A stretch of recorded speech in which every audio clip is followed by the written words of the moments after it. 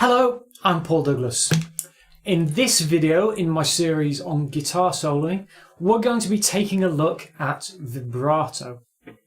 If you've ever watched any of the Anderton's YouTube channel guitar videos, you'll be familiar with Lee Anderton, the captain.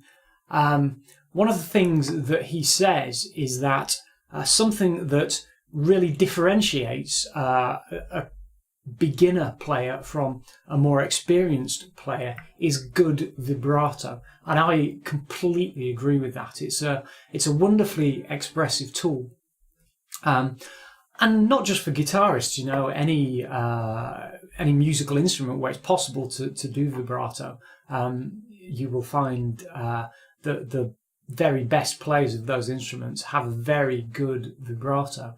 You know, string instruments, violinists, cellists, wind instruments, saxophonists, clarinetists, trumpeters, and indeed, of course, singers. Vibrato are a very important part of a singer's palette. Now, I'm sure you know what vibrato is, but if you don't, we'll just have a quick recap. Vibrato is simply, instead of just sustaining a note, as you sustain the note, you vary its pitch slightly. So you make the pitch go up, then back to pitch, then up again, then back to pitch, then up again. So best way to illustrate this is just to do it.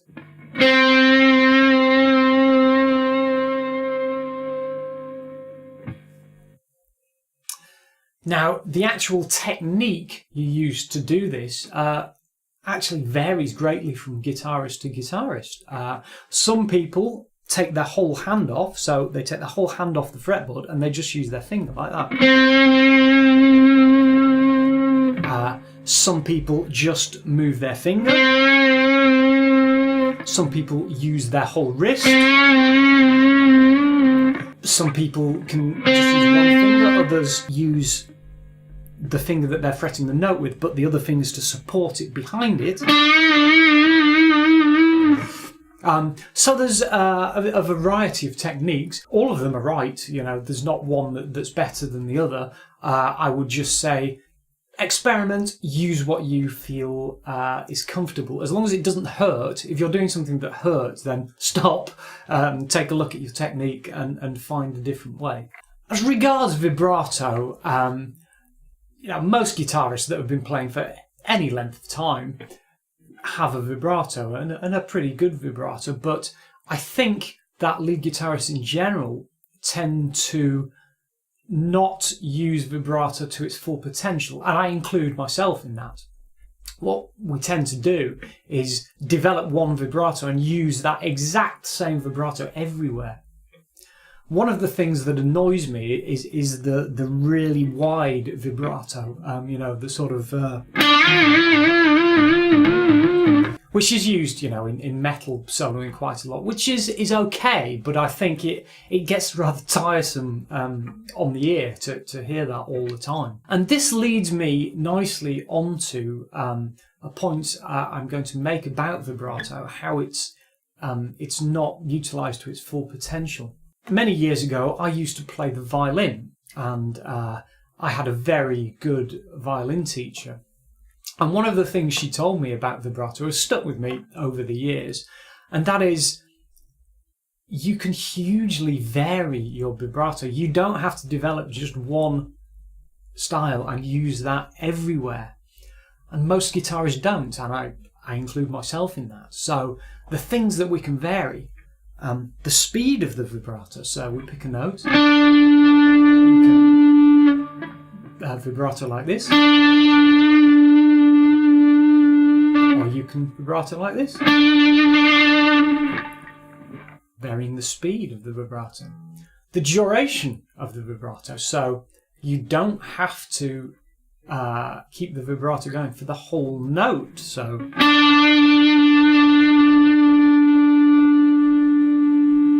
we could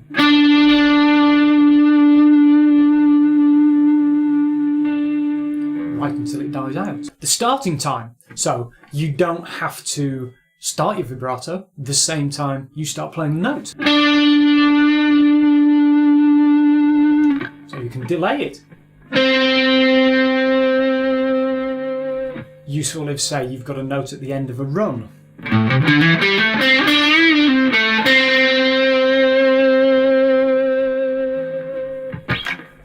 And what I was talking about earlier, how wide the vibrato is, so we can have quite a shallow vibrato.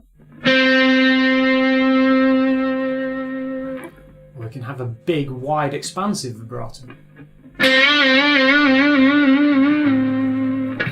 Some of these things we can actually vary in the space of one note. Using the example of the speed of the vibrato, we pick a note. Perhaps we could start the vibrato fast and end slow. Or the other way around. Start slow, end fast.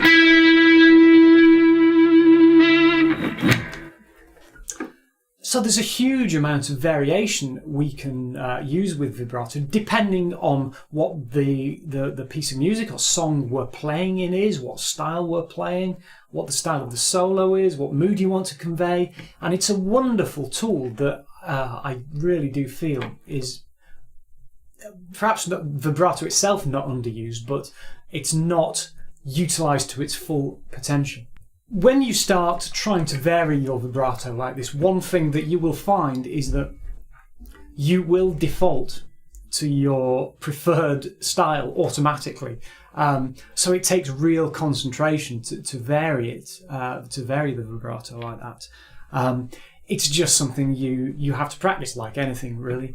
What I would like you to do is practice improvising and concentrate on varying your style of vibrato. So bear in mind all the things that we've said, the speed of the vibrato, the duration, starting time, how wide it is, all those things.